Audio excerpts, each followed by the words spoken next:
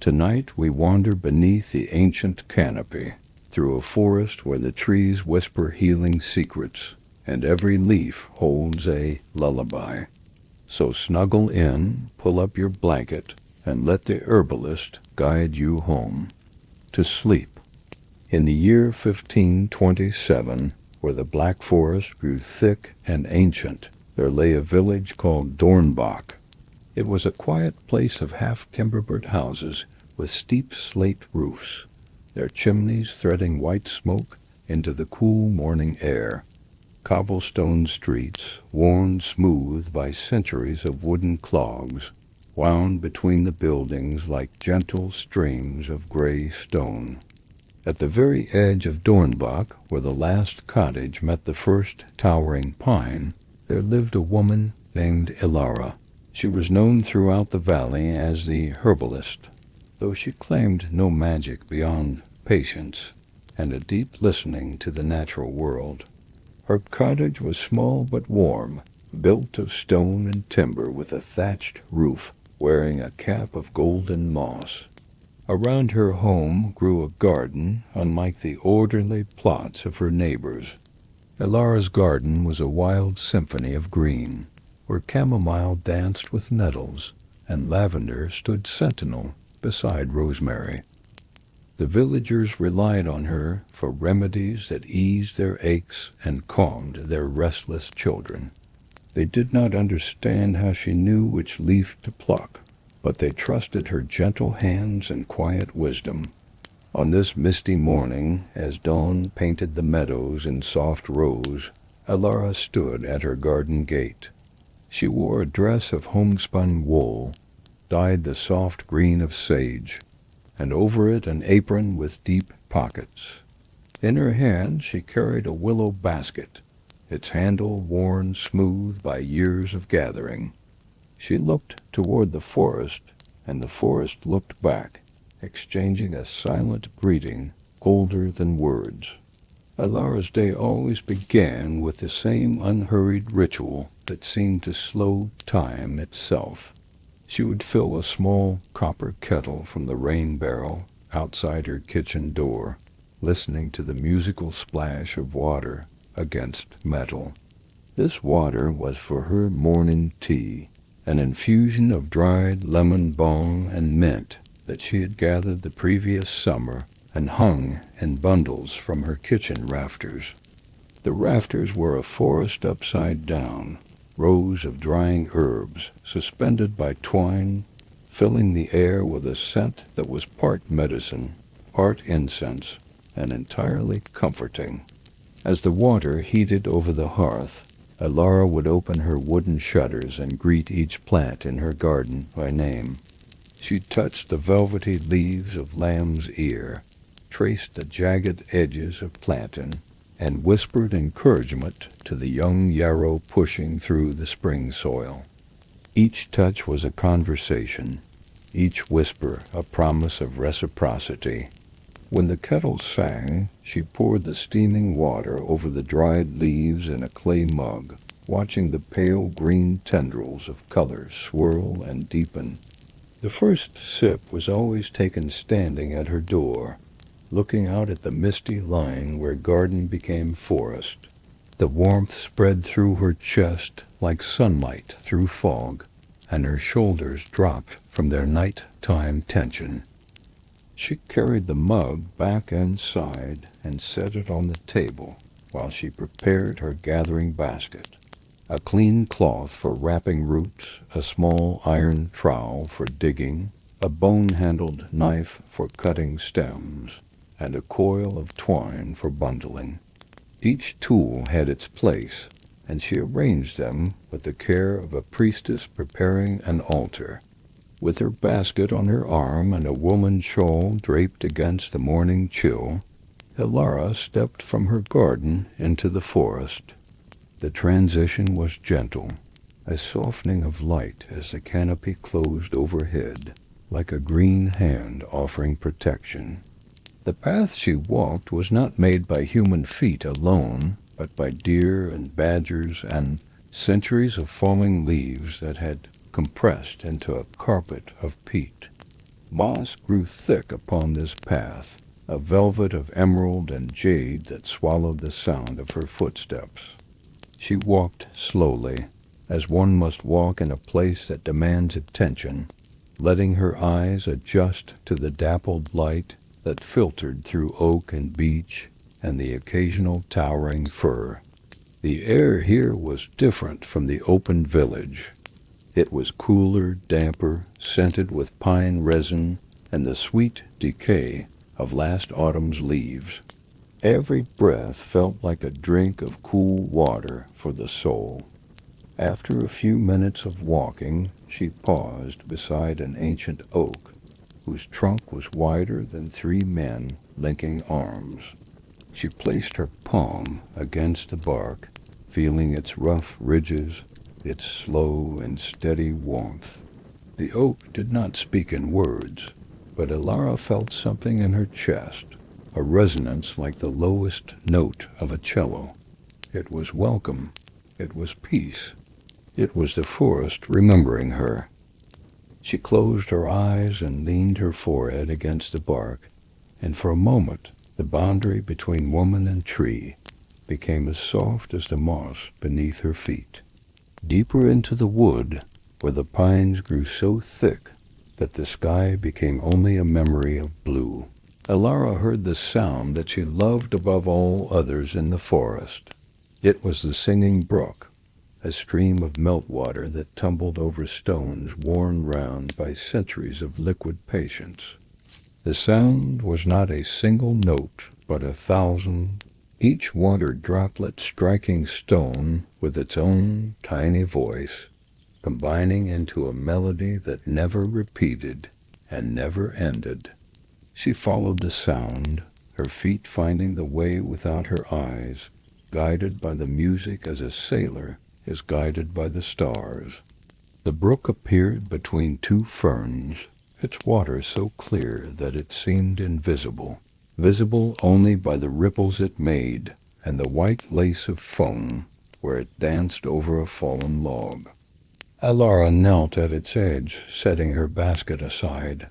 The stones here were mottled gray and green, covered in lichen that looked like maps of countries that existed only in dreams. She cupped her hands and drank, and the water was so cold it made her teeth ache, so pure it tasted of stone and sky and the deep places of the earth. Beside the brook grew water mint, its leaves dark and fragrant.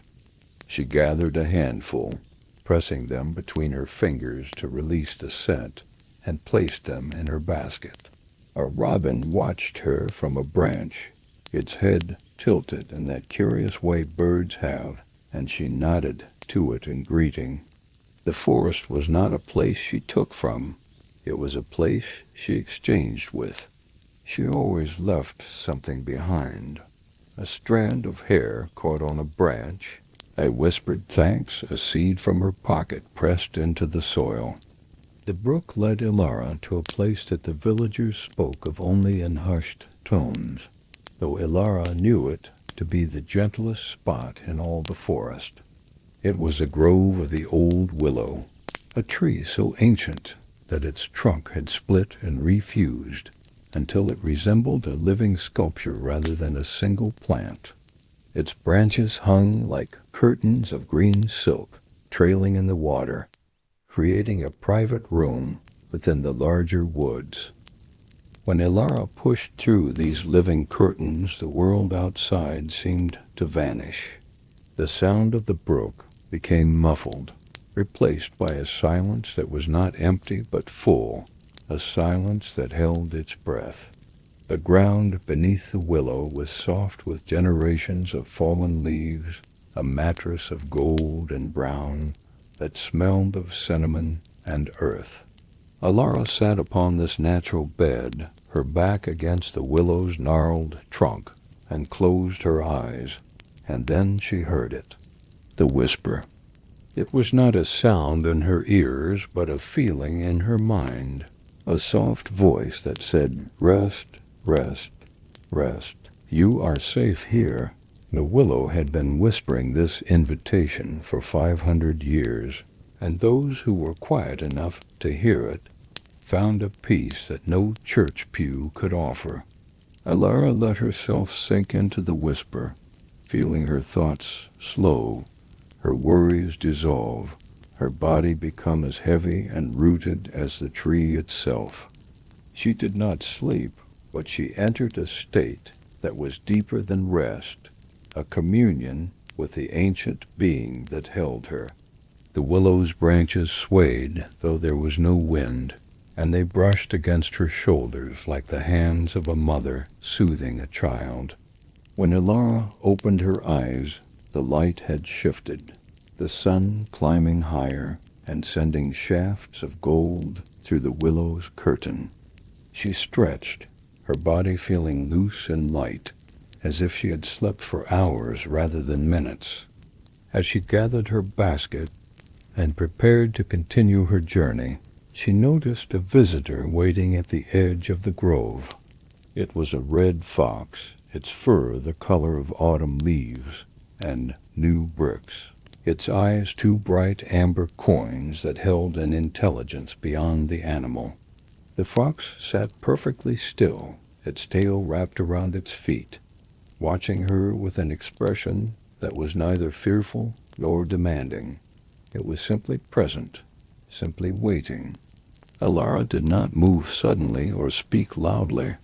She reached into her pocket and pulled out a small piece of dried apple that she had brought for exactly such an encounter. She held it out on her open palm, and the fox rose, moving with that fluid grace that only wild creatures possess, and took the offering. Its nose was cold and wet against her skin, its breath warm. It did not run away after eating, but sat again looking at her with those ancient eyes. Then it turned and walked a few paces, looking back, waiting. Alara understood. She followed. The fox led her not along the brook, but deeper into a part of the forest she had never explored, where the undergrowth was thick with bilberry and heather. It walked just ahead, always within sight, its tail a banner of flame against the green. She felt no fear, only curiosity, only the trust that the forest had never led her wrong. The fox was a guide, a messenger, a friend who wore the shape of the wild. The fox led Alara to a place that made her breath catch with its beauty. It was a clearing, perhaps 50 paces across, where the trees had stepped back as if to make room for a garden that needed sunlight. And growing there, in wild abundance, was lavender. Not the neat rose that grew in cottage gardens, but a sea of purple spires that swayed in unison, creating waves of color and scent that rolled across the clearing like a tide. The bees had found this place, and their humming filled the air, a bass note beneath the treble of wind and wing. Alara stepped into the lavender, and the stems brushed against her skirt, releasing their oil into the air, until she felt she was walking through perfume itself. She knelt and examined the plants, noting which were ready for harvest, which needed another week of sun, which had already given their best to the season. She worked with her small knife, cutting stems with a diagonal slice that encouraged new growth, laying each bundle carefully in her basket. The fox lay nearby, its chin on its paws, watching her work with what seemed like approval. The sun was directly overhead now, and the light fell upon the lavender in a way that made each purple spike glow from within, as if they were candles lit by some invisible flame. Alara felt a joy that was quiet rather than exuberant, a deep satisfaction that came from being exactly where she was meant to be, doing exactly what she was meant to do. She tied the lavender bundles with twine and set them in her basket, and the scent rose up to meet her, wrapping around her like a shawl woven from dreams. Beyond the lavender clearing, where the land dipped into a small valley that the sun only touched at midday, Elara found what the fox had been leading her toward. It was a spring, bubbling up from between two moss-covered stones, its water collecting in a pool no larger than a washtub. But this was no ordinary spring. The water here was slightly warm, heated by some deep geological secret, and it carried minerals that left a faint shimmer on the surface, like the dust of crushed pearls. Elara knew this place from the stories of the old women in the village, though none of them had seen it in their lifetimes. It was the healing spring, the place where the forest kept its most precious medicine. She knelt and touched the water, and it was warm against her fingers, silky, almost oily, with its mineral richness. She cupped some in her hands and bathed her face, feeling the warmth penetrate her skin, easing the tension in her forehead, around her eyes, along her jaw. The effect was immediate and profound. She felt not just relaxed but renewed, as if the water were washing away not just dirt, but the accumulated weariness of years. She filled a small leather flask that she carried for such purposes, sealing it with a cork of wrapped birch bark. This water would be mixed with tinctures, used to activate dried herbs, given to those whose ailments required more than a simple tea. The fox drank from the spring, lapping delicately, and then looked at her with those amber eyes. Elara whispered her thanks, not to the fox, for the fox was only a guide, but to the forest itself, to the earth that provided, to the water that healed. She placed a sprig of lavender on the stone beside the spring, an offering, a gift in return for the gift received. Leaving the spring, Elara followed a path that was marked by mushrooms. They grew in a line along a fallen log, white caps with speckled tops that looked like tiny umbrellas left behind by absent fairies. The fox had disappeared, as foxes do, vanishing into the undergrowth without a sound. But Elara felt its blessing remained, a warmth in her chest that guided her steps. The mushroom path led to a fairy ring, a perfect circle of darker grass where mushrooms grew in a ring so precise it seemed impossible by nature alone. The villagers would have crossed themselves and hurried past, muttering prayers against pagan magic. But Elara knew the truth. The fairy ring was simply the above-ground evidence of a vast underground network, the mycelium of ancient fungi that connected the roots of the forest in a web of communication and exchange. She sat outside the ring, respecting its boundary, and placed her palms upon the earth. Through the soil, she could almost feel the hum of that network, the slow transmission of nutrients, of warnings, of the chemical language that trees used to speak to one another. It was the internet of the forest, older than human civilization, slower than human speech, but infinitely more patient and wise. She thought of the village, of the people who came to her with their pains and fears, and she wished that humans had such a network, such a way of sharing strength silently, without judgment, without noise. She sat with this thought for a long time, until the sun began to angle through the trees, casting long shadows that pointed toward home. She did not take any mushrooms from the ring. Some things were for looking, for learning, for leaving alone. She stood, brushed the earth from her skirt, and turned toward the path that would lead her back to Dornbach. By the time Elara emerged from the forest, the sun was painting the western sky in strokes of amber and violet. The village of Dornbach was settling into evening, the cows being driven to their barns, the smithy's hammer falling silent. the smell of wood smoke rising from every chimney.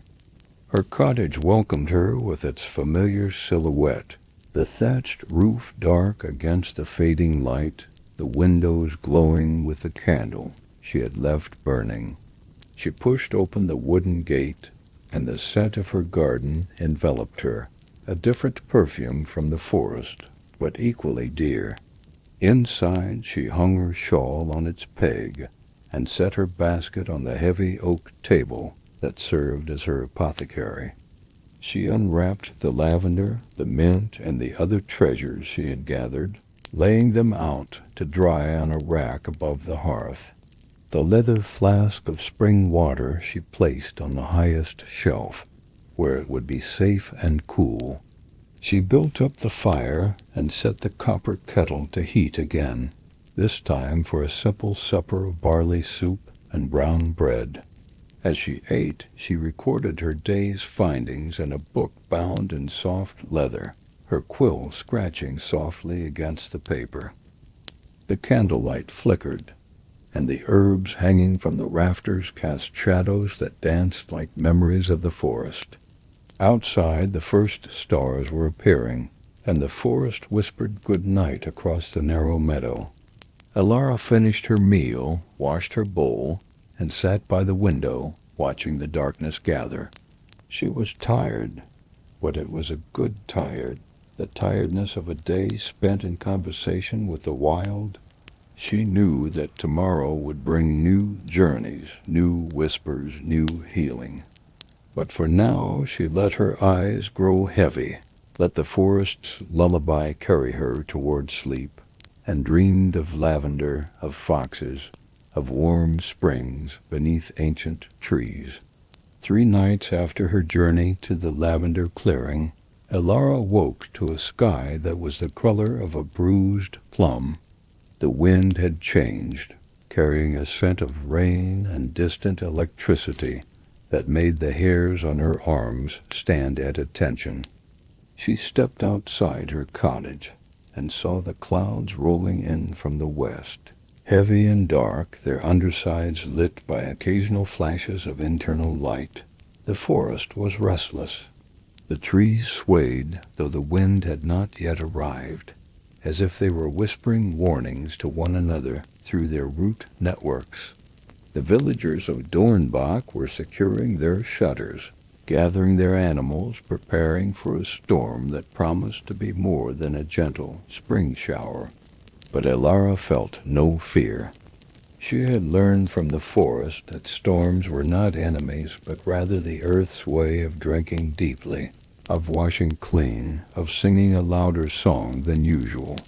She did, however, feel a pull. The forest was calling her in, not despite the storm, but because of it. There were herbs that released their medicine only when the air was heavy with electricity. There were mushrooms that pushed through the soil in anticipation of rain. And there was the oak, the ancient oak, whose wisdom was said to be most accessible when the sky itself was in motion. She wrapped herself in a heavy cloak of oiled wool, put on sturdy boots, and lit a small lantern of horn and tallow. She would not need it for light, for the storm held its own strange illumination, but the flame would keep her connected to the element of fire, balancing the water that was about to fall. She stepped into the garden, and the first raindrop struck her cheek, cold and fat and full of promise. The forest under a storm sky was a different world from the gentle green cathedral of sunny days. The colors were deeper, the shadows more alive, the air charged with an energy that made every leaf tremble.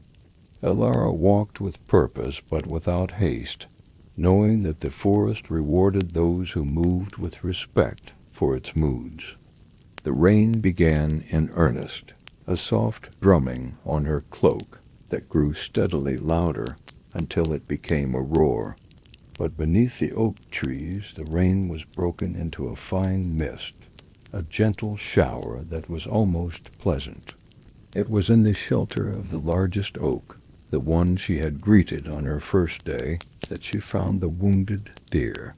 It was a doe, young and slender, lying on a bed of moss with one leg caught in a tangle of old wire from some forgotten fence. The wire had cut into her flesh, and she was exhausted from struggling, her sides heaving, her dark eyes wide with fear and pain. Elara approached with the same gentleness she used with all creatures, speaking in a low voice that was barely louder than the rain. "Hush now, sister. I am here to help." She set down her lantern and opened her satchel. From it she took a paste of yarrow and plantain that she always carried for such emergencies, and a small pair of iron snips. The deer did not struggle as she cut the wire, though it must have hurt. Perhaps it sensed her intention, or perhaps it was simply too tired to fight. Once free, she applied the paste to the wound, binding it with a strip of clean linen. The deer lay still, watching her, and Elara sat beside it, stroking its wet neck until its breathing slowed. The storm raged above, but under the oak there was a pocket of peace. As the doe drifted into a healing sleep, Elara found herself looking up at the oak that sheltered them. In the flickering light of her lantern, distorted by rain and shadow, the trunk seemed to have a face. Knots became eyes, deep and wise. A ridge of bark became a brow, furrowed with thought. A split in the trunk became a mouth, slightly open, as if about to speak. It was an illusion, of course, the same trick of light that made clouds into dragons and mountains into sleeping giants. But Elara had lived long enough with the forest to know that some illusions were truths wearing disguises. She addressed the face, not with words, but with feeling, sending a pulse of gratitude from her heart to the tree. And in response the oak seemed to lean closer, its branches creaking in the wind, its leaves whispering a sound that was almost language. "Rest," the tree seemed to say. "Rest and heal. The storm passes. All storms pass." Elara felt tears mix with the rain on her cheeks. She was not sad. She was overwhelmed by the kindness of the world, by the way the forest provided shelter for the weak, medicine for the wounded, comfort for the weary. She leaned back against the oak's trunk, and it was like leaning against the chest of a giant who had decided for no reason other than goodness to protect her. The rain continued, but she no longer heard it as noise. It was a lullaby, a percussion of droplets against leaves, a rhythm that matched the beating of her heart and the breathing of the sleeping deer. She closed her eyes and let the oak hold her, let the storm sing her, let the forest whisper its ancient reassurance into her bones. When Elara woke, the storm had passed, leaving the forest washed clean and glistening. The sun was breaking through the clouds, turning every raindrop into a jewel. The doe was gone, having slipped away during the night, but a single white feather lay where it had slept, a gift of thanks. Elara stretched, her body stiff from the night against the bark, and gathered her things. She did not return immediately to the village. The storm had awakened something in her, a curiosity about the deeper places of the forest. She followed a path she had never taken before, one that led downhill into a depression where the ferns grew thick and the air smelled of minerals and wet stone. At the bottom of this dell, she found the entrance to a small cave, half hidden by a curtain of hanging ivy. The cave was not deep, perhaps the length of 2 cottages, but it held a secret that took her breath away. An underground stream ran through it, emerging from a crack in the rock at one end and vanishing into a pool at the other. The water was perfectly clear, and it glowed with a faint phosphorescence, a light that came not from the sun, but from the minerals in the stone and the tiny creatures that lived in the cold darkness. The sound was hypnotic, a continuous murmur that filled the cave and seemed to come from everywhere at once. Alara sat by the pool and dipped her fingers in. The water was icy, shocking in its coldness, but it carried a clarity that seemed to wash through her mind, carrying away cobwebs of worry and doubt. She filled her flask again, though this water was different from the warm spring. This was water of the deep earth, water that had never seen the sky. Inside the cave, away from the entrance where the ivy curtain blocked the daylight, Alara discovered a wonder that seemed to belong to a dream rather than waking life. The walls of the cave were covered in moss, but this was not the ordinary green moss of the forest floor. This moss glowed with a soft, ethereal light, a pale green luminescence that pulsed gently in the darkness. It was a living lantern illuminating the cave with a radiance that was cool and comforting and utterly magical. Alara approached the wall and touched the moss. It was damp and slightly spongy, and it responded to her touch by brightening, as if her warmth encouraged its light. She learned that by moving her hand slowly across the surface, she could create waves of brightness, patterns of light and shadow that danced across the stone. She spent long minutes simply playing with this living light, drawing spirals and circles, watching the moss trace her movements with its glow. The underground stream reflected the moss light, doubling the illumination, turning the cave into a cathedral of soft green radiance. Alara felt like she had entered the heart of the forest, the place where the trees kept their most private thoughts, their most ancient memories. She sat on a flat stone by the stream and let the green light bathe her face. It was said that glowing moss grew only where the air was purest, where the water was cleanest, where the silence was deepest. To find it was a blessing, a sign that the forest trusted her enough to reveal its hidden treasures. She did not gather any of the moss. Such things were not for taking. They were for witnessing, for remembering, for carrying in the heart rather than the basket. Deeper in the cave where the glowing moss grew thickest and the stream sang its loudest, Alara found something that spoke of a time before her village, before her people, before the forest itself had grown to its current majesty. It was a stone, standing upright against the cave wall, clearly placed there by hands rather than by nature. It was a menhir, a standing stone, carved with symbols that were worn smooth by centuries of moisture, but still faintly visible in the moss light. The symbols were not letters in any language she knew, but they seemed to depict plants. She recognized the shape of oak leaves, the spires of fir, the umbels of elderflower, and in the center, a human figure with arms outstretched, holding what looked like a bundle of herbs. It was a monument to an ancient herbalist, someone who had walked these woods thousands of years ago, who had known the same plants, drunk from the same stream, listened to the same whispers. Alara placed her hand upon the stone, and a feeling of profound connection swept through her. She was not the first. She would not be the last. The knowledge she carried was part of a chain that stretched back to the dawn of human relationship with the green world.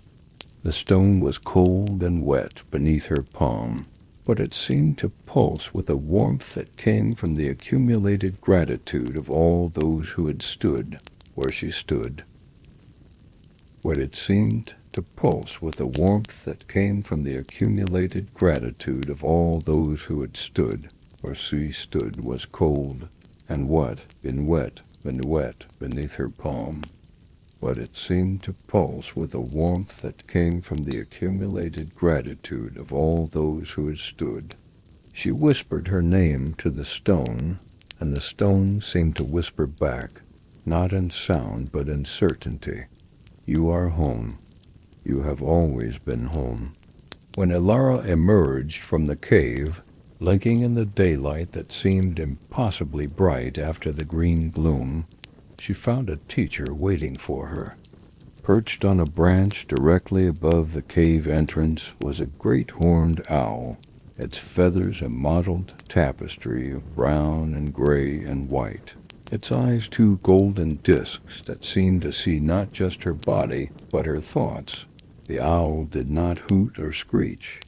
It simply watched, turning its head with that impossible flexibility that owls possess, tracking her movements as she stepped into the clearing. Elara stood still, returning the gaze. She knew that owls were messengers in the old stories, carriers of wisdom between the world of the living and the world of spirits. But she did not need stories to feel the power of this bird's presence. It was a master of silence, of patience, of observation. It could sit for hours without moving, watching the forest with a focus that was total and complete. Elara realized that this was a lesson she needed. In her work as a herbalist, she was often busy gathering, mixing, preparing, healing. But the owl reminded her that healing also required stillness, the ability to sit and watch, to let the patient reveal what was needed rather than forcing a cure. The owl blinked once, slowly, a gesture that seemed to say, "Yes, you understand." Then it spread its wings, vast and silent, and flew into the forest, leaving behind only a single feather that drifted down like a leaf of gold. Elara caught it and tucked it into her basket. She would place it on her altar at home, a reminder that sometimes the healer's greatest tool was not an herb, but an attentive heart. The day was fading by the time Elara left the cave and the owl's clearing, but the forest had one more gift to offer before she returned to her cottage. In a hollow between two roots of a fallen elm, where the soil was rich and dark and the sunlight never reached, she found a flower that should not have been open. It was a moonflower, a night-blooming cereus that usually unfurled only under the cover of darkness. But something had coaxed it open early, perhaps the storm's electricity, perhaps the warmth of the cave nearby, perhaps simply the forest's desire to show her something rare. The flower was the size of her hand, white as fresh snow, with petals that seemed to glow from within, radiating a fragrance that was intoxicating. It smelled of vanilla and honey and something else, something that reminded her of the glowing moss, of the underground stream, of the whispering willow. The scent was not just a perfume. It was a medicine, calming to the nerves, soothing to the anxious mind. Elara sat beside the flower and breathed deeply, letting the fragrance fill her lungs, her blood, her thoughts. She felt her heart beat slow, her muscles release their tension, her mind drop into a state of profound quiet. She knew that she could not pick this flower. Its medicine was in its presence, in the act of finding it, of sitting with it, of letting it teach her that beauty often bloomed in the darkest places, at the most unexpected times. She marked the spot in her memory, promising to return on a future night when the moon was full and the flower's true magic would be at its peak. Near the moonflower, growing in the perpetual shade of the fallen elm, Elara found a patch of ferns that were unlike any she had seen in the sunlit parts of the forest. These were dream ferns, their fronds delicate and lacy, a deep emerald color that seemed almost black in the dim light. They were called dream ferns because of their property. When dried and brewed into a tea, they induced a sleep that was peaceful and dreamless, a true rest for those whose minds were too active, too worried, too full of the day's noise. She gathered a small handful, being careful to take only a few fronds from each plant, leaving the majority to continue growing. As she cut them with her bone-handled knife, she noticed something magical.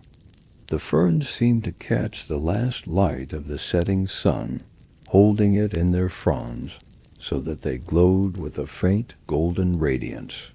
It was as if they were storing the sunlight, keeping it safe to release during the dark hours of night. Alara thought of the people in her village who suffered from sleeplessness, the farmers who lay awake worrying about crops, the mothers who could not rest because their children were ill, the elderly whose minds raced with memories. This tea would help them. It would not drug them or dull their senses. It would simply wrap them in a gentle darkness, a soft silence where the mind could finally stop its chatter and the body could heal. She placed the ferns carefully in her basket, wrapping them in a cloth to protect their delicate fronds, and whispered a thank you to the elm that sheltered them. Alara turned toward home, her basket full and her heart fuller. The forest had given her so much on this day, the wounded deer to teach her compassion, the ancient stone to teach her connection, the owl to teach her patience, the moonflower to teach her that beauty lives in shadow, and the ferns to teach her that light can be stored for the dark times. She walked slowly, not wanting the journey to end, not wanting to leave the embrace of the trees. As she walked, the day completed its surrender to night, and the first stars appeared between the branches. And then, as if the forest had saved its most delicate magic for last, the fireflies emerged. They rose from the damp earth like sparks from a hidden fire, their abdomens pulsing with a soft yellow-green light. At first there were only a few, but soon there were dozens, then hundreds, filling the spaces between the trees with floating lanterns that moved in slow, hypnotic patterns. Alara stopped walking and simply stood, her basket at her feet, watching the dance. The fireflies did not flash randomly. They moved in waves, in spirals, in slow cascades of light that rose and fell like breathing. It was a farewell, a good-night kiss from the forest, a reminder that even in the deepest darkness there was light, there was movement, there was life. She stayed until the fireflies began to settle, their lights dimming one by one as they found their resting places on leaves and stems. And then she picked up her basket and walked the last path to her cottage, where a candle burned in the window, welcoming her home. 7 days after her journey to the cave, the full moon rose over Dornbach.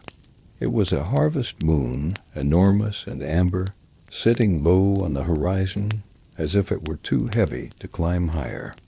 Alara had prepared for this night all week. She had dried the lavender, crushed the mint, and stored the dream ferns in earthen jars.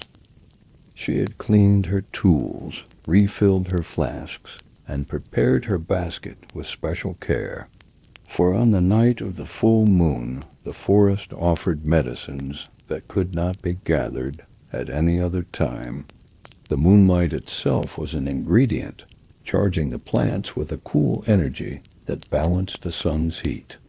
Alara wrapped herself in a clean white cloak, for white was the color of the moon, and stepped into her garden. The moonlight was so bright that she could see every leaf, every shadow, every blade of grass with perfect clarity. The world was not dark but silver, a monochrome painting where the only color was the pale gold of the moon. She walked to the forest's edge, and there she paused, looking back at her cottage. It looked small and peaceful in the moonlight, a part of the landscape rather than a disruption of it. Then she turned and entered the woods. The path was different at night. Familiar trees became sculptures of silver and black. The sounds were different, too. The daytime birds were silent, but the night creatures were awake. The soft hoot of an owl, the rustle of a hedgehog in the undergrowth, the distant call of a nightingale. The air was cooler, damper, filled with the scent of night-blooming flowers that hid from the sun. The moon led Elara to a part of the forest she rarely visited by day, for it was too exposed, too bright, too lacking in the shade that medicinal herbs preferred. But by night, the silver birch grove was the most magical place in all the woods. The birch trees stood in ranks like pale columns, their white bark glowing in the moonlight until they seemed to be made of moonbeams rather than wood. Their leaves, small and heart-shaped, trembled in the slightest breeze, creating a sound like rain even when the sky was clear. Ilara walked among them, and she felt as if she were walking through a cathedral built of light. The ground beneath the birches was soft with generations of fallen leaves, a carpet of pale gold that reflected the moon upward, doubling the illumination. She came to the center of the grove, where the largest birch stood, its trunk twisted by age into a spiral shape. This was the grandmother tree, the oldest of its kind in the forest. Alara placed her forehead against its bark, and the tree seemed to sigh, a sound like wind through dry grass. She felt a coolness flow from the bark into her skin, a lunar energy that was the opposite of the sun's warmth, but equally nourishing. From a pouch at her belt, she took a small crystal vial. She held it up to the moon, letting the light fill it, charging the empty glass with the silver energy. Then she pressed the vial against the birch's bark, and though no liquid was exchanged, she knew that the vial now held the essence of moonlit birch, a medicine for those whose spirits were too hot, too angry, too inflamed by the passions of life. Leaving the birch grove, Elara followed a sound that she had never heard so close before. It was the howl of wolves, but not the terrifying cry of winter hunger. This was a different kind of howl, sustained and musical, rising and falling in notes that seemed to match the rhythm of her own breathing. She moved toward the sound, not with fear, but with curiosity, knowing that the forest would not allow her to come to harm on this night of silver light. She found them on a ridge above a small stream, a pack of 5 gray wolves, their coats silver in the moonlight, their eyes reflecting the light like polished stones. They were not hunting. They were singing. The alpha, a large female with a white blaze on her chest, began each phrase, and the others joined in, creating harmonies that were complex and haunting and utterly beautiful. Ilara sat on a fallen log at the edge of the clearing, and the wolves acknowledged her presence with a glance but did not stop their song. She understood that this was a lullaby, not for her, but for the forest itself, a song that the wolves had been singing since before humans came to these woods, a song that kept the balance, that honored the moon, that reminded every creature that they were part of a pack larger than themselves. She listened, and her heart opened, and tears flowed down her cheeks, silver in the moonlight. The howls faded one by one, until only the alpha's voice remained. a single note that hung in the air like a star. Then silence, deep and complete. The Alpha looked at Ilara, nodded once, and the pack melted into the shadows. Ilara sat for a long time, holding the memory of the song in her heart, knowing that she would carry it forever. As Ilara continued her moonlit walk, she came to a place where the wind had gathered, a natural corridor between two hills where the air moved constantly, even on the stillest nights. Here, the forest had planted a garden of thistles and milkweed, plants that relied on the wind to carry their children to new homes. But tonight the wind was gentle, and the seeds were not rushing but rather drifting, floating, dancing in the moonlight, like tiny paratroopers descending from the sky. The thistle seeds were white puffballs, each one a sphere of down surrounding a single dark heart. The milkweed seeds were similar but longer, with silky parachutes that caught the silver light and glowed like sparks. They filled the air, hundreds of them, thousands, creating a snowstorm of life that swirled around Ilara without touching her, as if she were standing in the eye of a soft and beautiful hurricane. She reached out and caught a thistle seed on her palm. It was weightless, barely there, a thought made physical. She blew on it gently, and it rose again, rejoining the dance. She thought of the village, of the people she healed, of the children she had helped bring into the world. Each of them was like these seeds, carried on winds they could not see, landing in places they did not choose, taking root and growing into something they could not predict.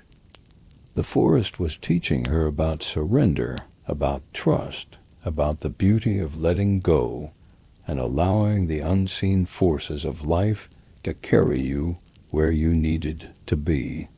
She stood in the floating seeds until they began to thin, until the last few drifted over the treetops and vanished into the moonlit sky.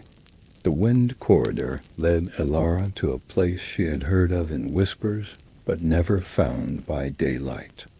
It was the healer's pool, a natural basin of stone filled with water that reflected the moon so perfectly it was like looking into a liquid mirror. The pool was circular, perhaps 10 paces across, surrounded by ferns and moss-covered rocks that seemed to lean inward, as if they too wanted to gaze into the water. The surface was absolutely still, not a ripple, not a disturbance, a perfect disk of silver that held the moon's image as gently as a mother holds a newborn. Ilara knelt at the edge and looked down. She saw her own face, pale and strange in the lunar light, her eyes dark pools, her hair a wild tangle of shadow. But she saw more than her reflection. She saw the forest in the water, the trees upside down and perfect, a world within a world. She dipped her hands in, and the water was neither warm nor cold, but exactly the temperature of her own blood, as if the pool were an extension of her body. She cupped the water and bathed her face, and the effect was immediate. She felt cleansed, not just of dirt, but of every negative thought, every worry, every burden she had carried from the village. The pool took them, dissolved them, turned them into something harmless. She filled her moon-charged vial with this water, knowing that mixed with certain herbs, it would create a potion that could wash away grief, that could ease the pain of loss, that could make the heart feel light enough to beat again. As Ilara sat by the healer's pool, something extraordinary happened. The forest began to whisper. Not the single voice of the willow, not the creak of the oak, but every tree, every bush, every blade of grass adding its voice to a chorus that was barely audible, yet utterly overwhelming. It was like standing in a room where 100 people are all whispering at once. Not words but feelings, not sentences but sensations. The birch whispered of purity and new beginnings. The oak whispered of strength and endurance. The pine whispered of evergreen hope, of life that persists through the darkest winter. The ferns whispered of ancient secrets, of the time before flowers. The moss whispered of patience, of the power of growing slowly. And the flowers, the night-blooming ones that Ilara could not see but could smell, whispered of beauty that is brief and therefore precious. Ilara closed her eyes and let the chorus wash over her. She did not try to understand each voice individually. She let them blend as one lets the instruments of an orchestra blend into a single symphony. The effect was hypnotic.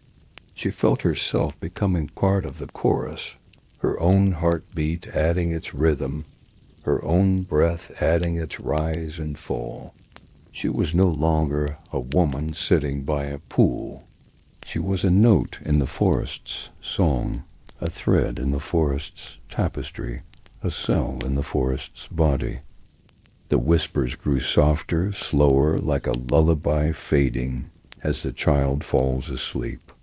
And Ilara, though she did not lie down, though she sat upright on the mossy stone, entered a sleep that was deeper than any she had known, a sleep that was not an escape from the world, but a merging with it.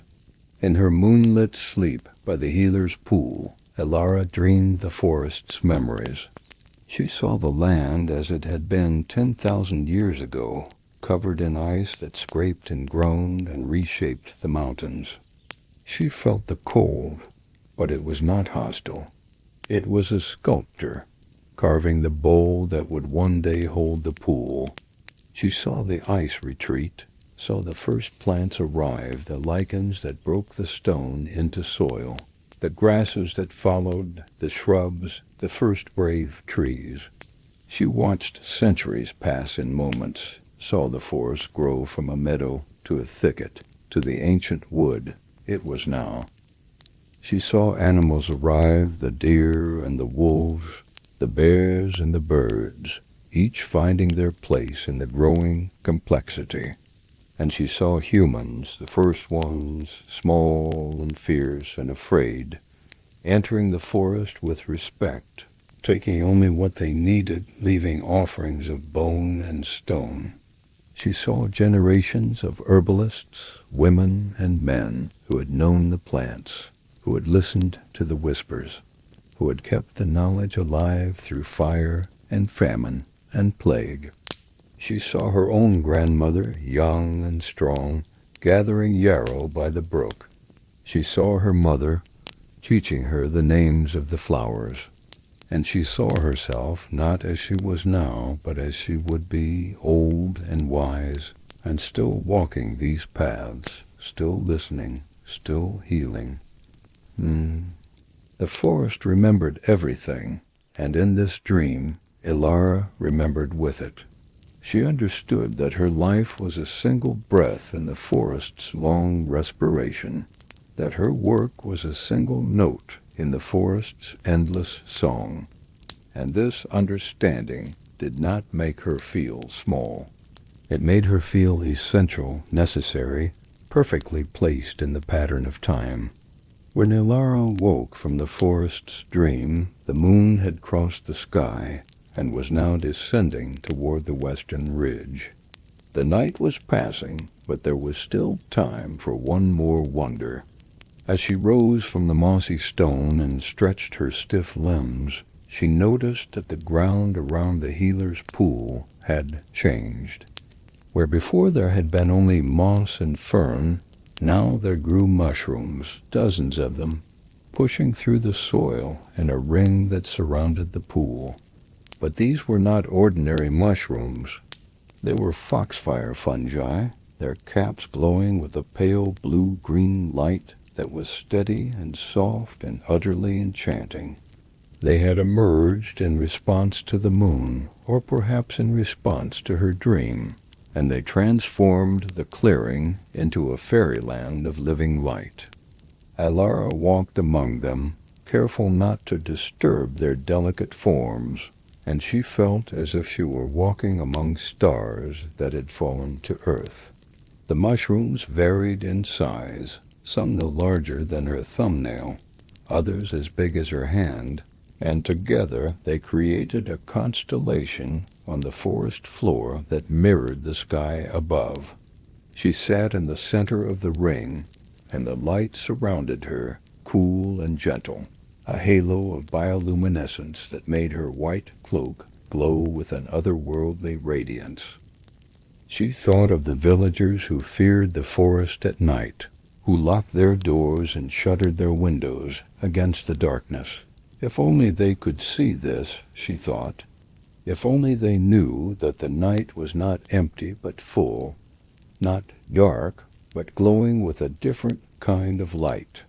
She gathered none of the mushrooms, for their medicine was in their presence, in the light they gave.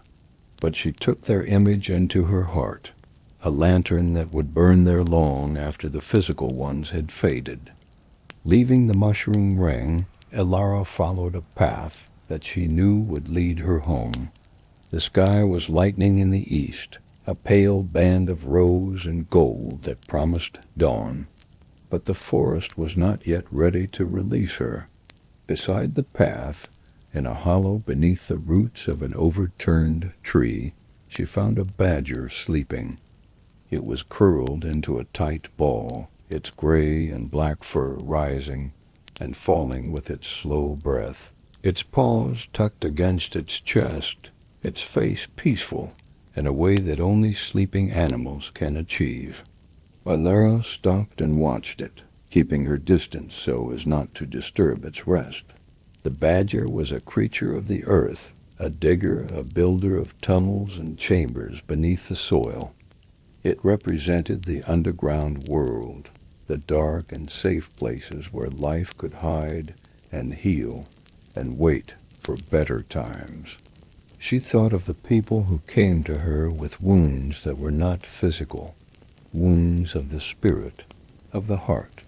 They needed the badger's medicine, the ability to retreat, to burrow, to rest deeply until the danger had passed. She whispered a blessing over the sleeping creature, asking the forest to give it sweet dreams, to keep its tunnels dry, to provide it with worms and roots and all that it needed. The badger twitched in its sleep, perhaps dreaming of running through summer fields, and then settled deeper into its rest. Alara smiled and moved on, leaving the creature to its necessary slumber. She understood now that all healing began with rest, with the courage to stop, to curl up, to let the world turn without you for a while. The badger knew this instinctively. Humans had forgotten, and it was her job to remind them. Alara emerged from the forest as the sun was rising, a red disk that turned the mist into rivers of gold. The village of Dornbach was waking, the roosters crowing, the cows lowing, the first smoke rising from the chimneys. But Alara carried the night with her, the silver light, the whispering chorus, the wolf's song, the mushroom lanterns. She walked through her garden, and the plants seemed to bow to her, recognizing her as one who had walked with the moon. Inside her cottage, she did not immediately sleep. She unpacked her basket, laying out the moon-charged vial, the green ferns, the birch essence, and the water from the healer's pool. She prepared a tea for herself, a simple infusion of mint and chamomile, and she sat by the window, watching the dawn transform the world from silver to gold. The fire in her hearth crackled softly, and the herbs in the rafters swayed in the warmth. She felt a completeness that was rare, a sense that she had done exactly what she was meant to do. that the forest had accepted her, that the night had blessed her. She finished her tea, washed her cup, and climbed the ladder to her sleeping loft. The bed was narrow and firm, covered in a quilt of patchwork wool, and she lay down upon it with a sigh that came from the depths of her being. The forest whispered through the open window, a final good night that blended with the morning birdsong. Ilora closed her eyes, and she slept, and in her sleep she walked again through the silver birch grove, and the wolves sang her deeper into rest, and the moon smiled down, and all was well.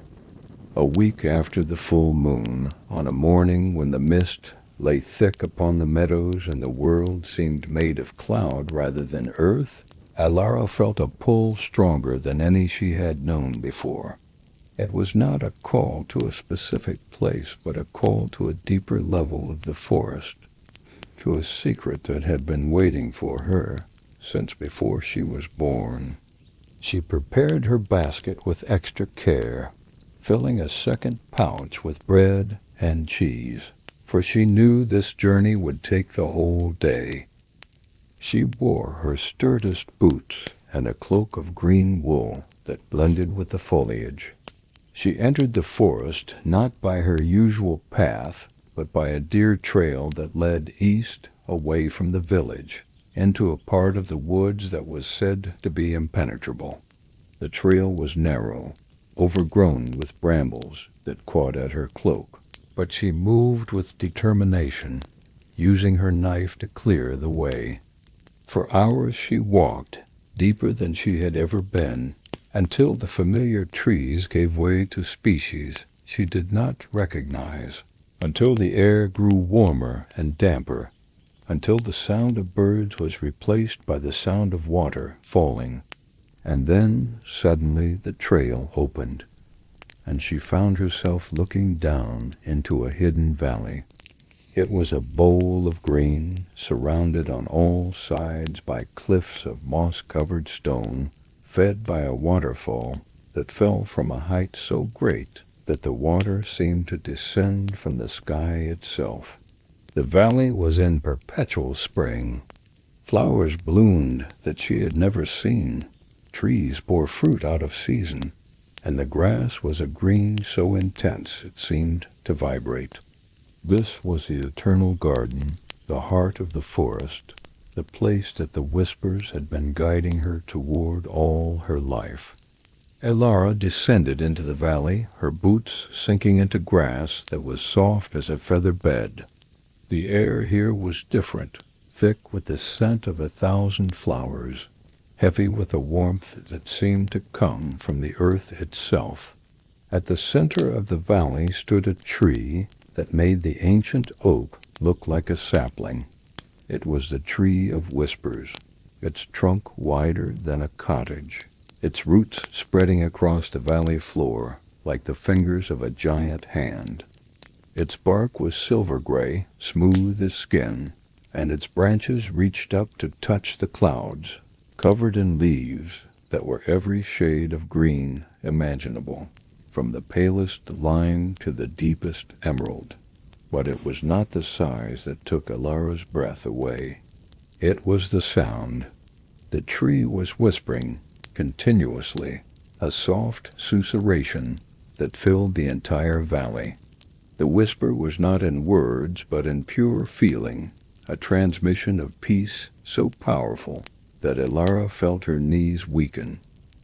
She sat at the base of the tree, her back against its trunk, and let the whisper enter her. It told her the history of the world, not in events but in essence. It spoke of the first seed that fell on bare rock, of the first rain, of the first sunrise. It spoke of the slow miracle of life finding a foothold, of green conquering gray, of roots breaking stone with patience rather than force. It spoke of death too, but not as an end. Death was a return, a giving back, a composting of experience into nourishment for the new. Ilara listened, and she understood that this tree was the original source of all the whispers she had heard in the forest. The willow, the oak, the birch, they were all echoes of this one voice, this one ancient consciousness that had been speaking since the world was young. Around the base of the tree of whispers grew flowers that defied description. They were the garden of stars, blooms that had no name in any human language, for they had evolved here in isolation, fed by the tree's whispers and the valley's eternal spring. Their petals were translucent, like fine glass, and within each petal colors swirled and shifted, never settling, always moving. Some were the blue of a summer sky, others the gold of a sunset, others the purple of a bruise, or the red of a heartbeat. They had no scent, or rather they had a scent that was different for every person who smelled them. To Ilara they smelled of her grandmother's kitchen, of bread baking and herbs drying. She walked among them, and they brushed against her skirt, leaving no pollen, no stain, only a sensation of softness that lingered on her skin. She did not gather them. She knew that these flowers were not medicine for the body. They were medicine for the soul, and their healing came from being in their presence, from letting their beauty remind her that the world was still creating new things, that even in 1527, even in a world of plagues and wars and hardships, there were places where beauty was being invented for the first time. She knelt among the star flowers and wept, not from sadness, but from the overwhelming relief of knowing that goodness still existed, that the earth was still generous, that the forest still whispered its love to those who would listen. The tears fell upon the petals, and they seemed to glow brighter, as if her grief were a fertilizer they needed. As Ilara knelt in the garden of stars, the sky above the valley darkened, though there was no wind, no warning. A single drop fell upon her cheek, warm and soft. Then another and another, until a gentle rain was falling over the entire valley. But this was no ordinary rain. Each drop carried a faint luminescence, a silver glow that made the falling water look like threads of light descending from heaven. It was the healing rain, the forest's most precious gift, falling only here, only now, only for her. The rain touched the flowers and they sang, a high chiming sound like tiny bells. It touched the grass, and the grass grew an inch before her eyes. It touched her skin, and she felt every ache, every scar, every worry being washed away. She opened her mouth and let the rain fall upon her tongue, and it tasted of honey and salt and the purest spring water. She removed her cloak and let the rain soak her dress, her hair, her skin. She stood with her arms outstretched, receiving the blessing, letting it penetrate to her bones. The tree of whispers whispered louder in the rain, its voice becoming a song that harmonized with the chiming flowers and the drumming water. Ilara felt herself being remade, cell by cell, thought by thought. The rain did not change who she was. It revealed who she had always been, beneath the layers of fear and doubt and social expectation. It revealed the pure Ilara, the eternal Ilara, the herbalist who was not just a woman in a village, but a spirit of the green world, an agent of healing, a whisper made flesh. When the rain stopped, Ilara found that the valley had changed, or perhaps she had changed enough to see what had always been there. At the base of the tree of whispers, where the largest roots met the soil, there was an opening. It was not a hole, but a natural archway formed by two roots that had grown apart and then back together, creating a door of living wood. Beyond the archway, a passage led down into the earth. illuminated by the same glowing moss she had seen in the cave. But here it grew in abundance, covering every surface with its soft green radiance. She walked through the archway, bending her head, and followed the passage. It led to a chamber, round and perfect, like the inside of an egg. And in the center of the chamber, cradled in a nest of roots, was the forest's heart. It was not an organ, not a physical thing that pumped blood. It was a crystal, or perhaps a stone, or perhaps a seed the size of a human heart. It pulsed with a light that was all colors, and no color, that was warm and cool, that was solid and fluid. It was the concentrated essence of the forest, the source of the whispers, the origin of the healing. Elara approached it slowly, reverently. She did not touch it. She knelt before it and offered her basket, her empty hands, her open heart, and the heart responded. It pulsed once, a wave of light that passed through her without hurting, and in that pulse she received a download of knowledge, not facts but knowing. She knew now how to heal the illnesses she had not yet encountered. She knew how to comfort the grief she had not yet witnessed. She knew how to teach the lessons she had not yet learned. The heart had given her its trust, and she accepted it with a vow to use it wisely, gently, and only for love. Elara understood that gifts from the forest were never free. They required reciprocity, exchange, balance. She could not take the heart's blessing without giving something in return. She reached into her deepest pocket and found the seed that she had been carrying for months, a seed she had found in her garden but had not known what to plant. Now she knew. She dug a small hole in the soft earth of the chamber, using her iron trowel, and she placed the seed in the hole. She covered it with soil, and she poured over it the last of her water from the leather flask, the water from the warm spring. Then she placed her hands upon the earth and whispered a promise. She promised to tend the forest, to protect it from those who would harm it, to teach the villagers to respect rather than fear the woods.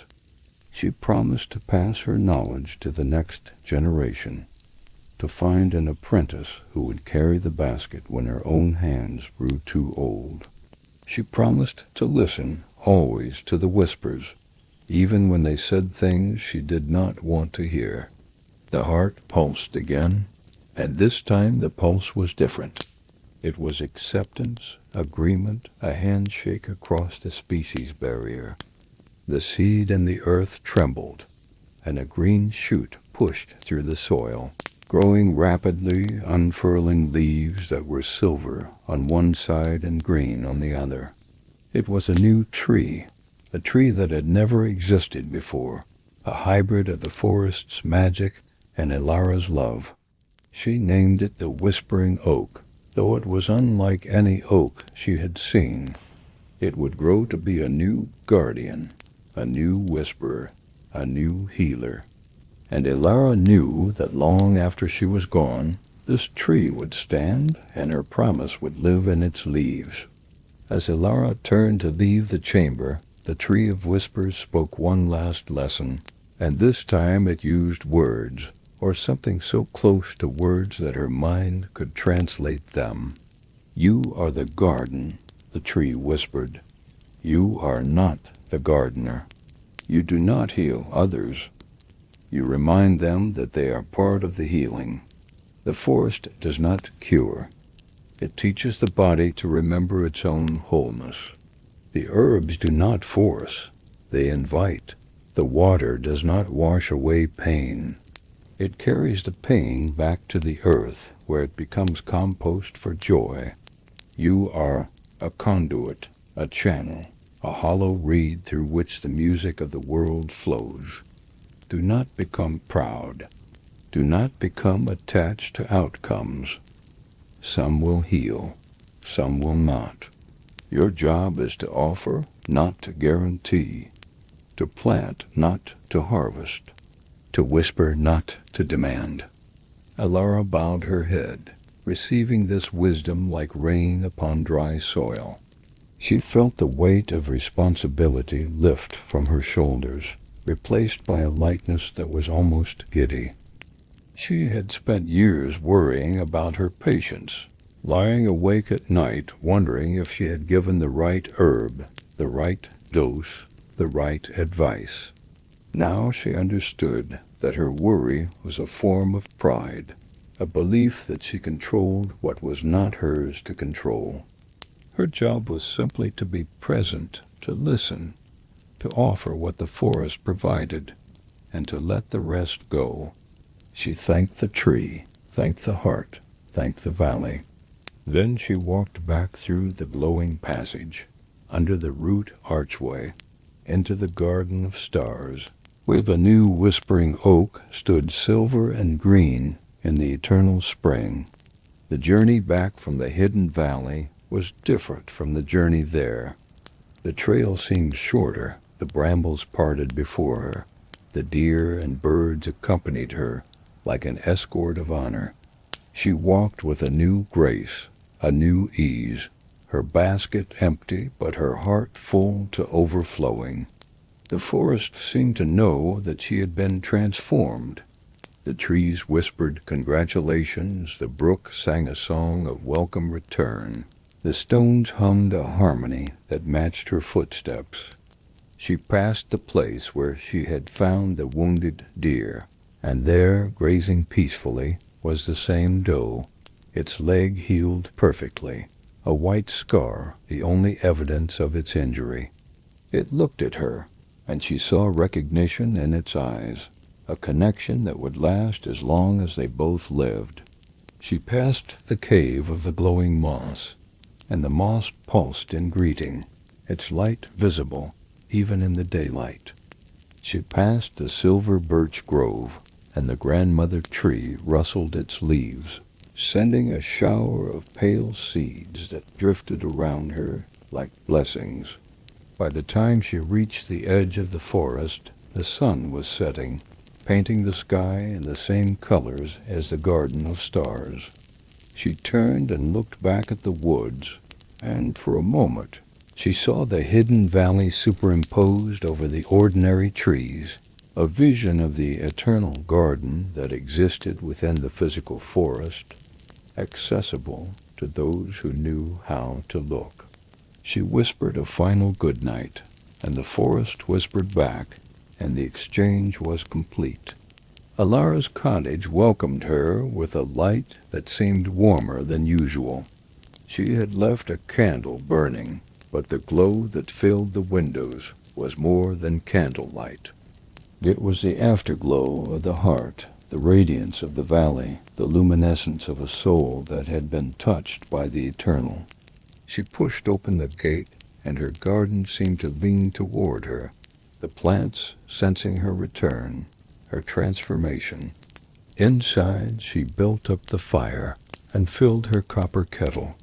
She prepared a simple meal, but even the barley and the bread tasted different, infused with a sweetness that was not sugar but gratitude.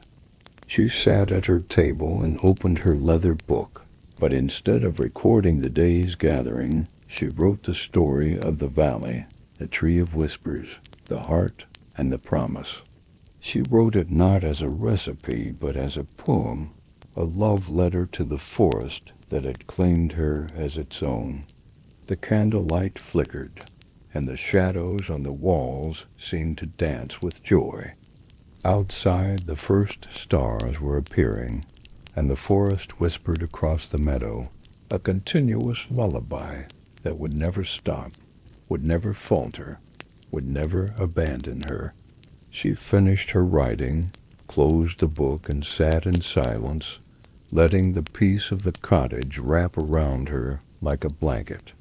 She was home. She was whole. She was exactly where she was meant to be.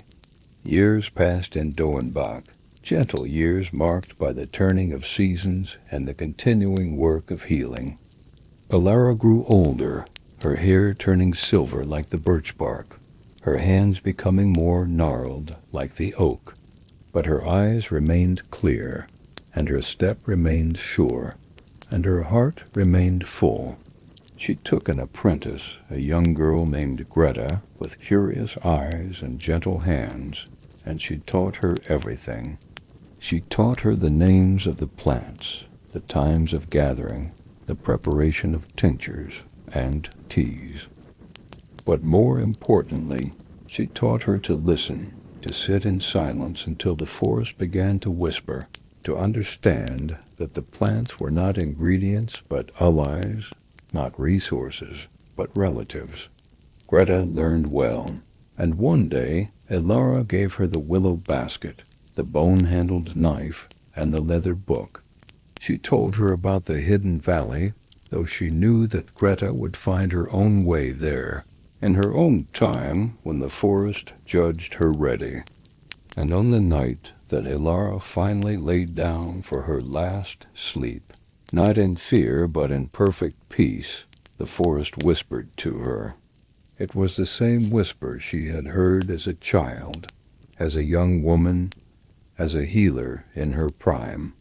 It said, "Welcome home, daughter of the green, whisperer of the wood, healer of hearts. Your work is done, your rest is earned. Come walk with us in the valley where it is always spring." And Elara smiled, closed her eyes, and followed the whisper into a sleep that had no end, into a garden that needed no tending, into a peace that was eternal. The villagers found her the next morning, her face serene, her hands folded over her heart. And if you visit Dornbach today on a misty morning when the world is soft and the forest is green, you can still hear her, walking the paths, gathering the herbs, whispering with the trees. For the herbalist of the whispering forest never truly left. She simply became part of the whisper itself. And so, dear listener, our journey through the whispering forest comes to a gentle close. The candle in Elara's cottage has burned low, the moon has crossed the sky, and the forest has tucked itself in beneath a blanket of mist and starlight. But the whispers continue, even now, even here. They travel on the wind, through the roots, across the years, finding their way to those who need them most. Perhaps you heard a whisper tonight, a soft word of comfort, a gentle reminder that you're a part of something ancient and good and whole. Carry it with you into your sleep. Let it grow in your heart like the silver-green oak in the hidden valley. Let it remind you that healing is not a destination but a journey, not a force but an invitation, not a demand but a gift. The forest does not sleep, but it dreams, and in its dreams it holds you safe. Good night, sleepy soul. May your dreams be green and peaceful. May you wake refreshed, renewed, and ready to whisper kindness into the world. The herbalist watches over you, the trees sing your lullaby, and all is well. All is well. All is well. Sleep now,